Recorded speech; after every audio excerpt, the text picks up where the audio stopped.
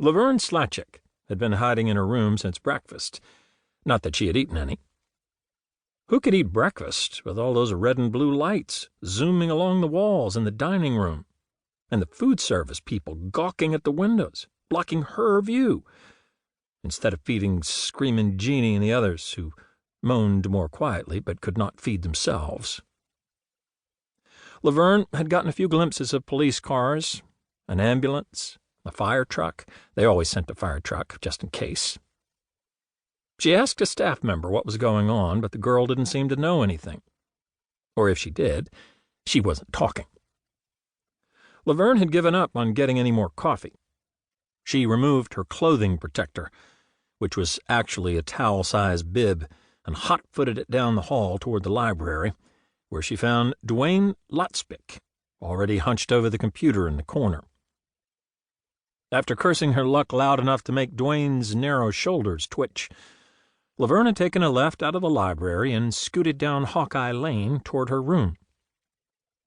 All the hallways at Pondside Manor had street names.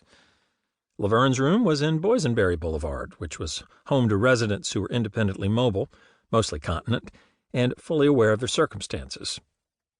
The last of these characteristics is what made Boysenberry Boulevard the quietest and arguably the saddest hallway in Pondside Manor.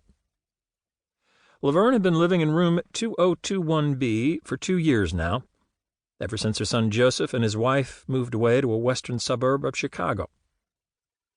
Joseph couldn't bear to think of Laverne rattling around in her 2-bedroom condo with no one in town to replace light bulbs, or to take up the throw rugs she persisted in scattering all over her floors despite the well-documented trip hazard they afforded. Laverne had held out in her condo until one day she tripped, as predicted, on one of the rugs and broke something. "Fortunately your arm and not your hip," exclaimed Joseph's wife, whose name Laverne had only recently begun to forget for hours at a time.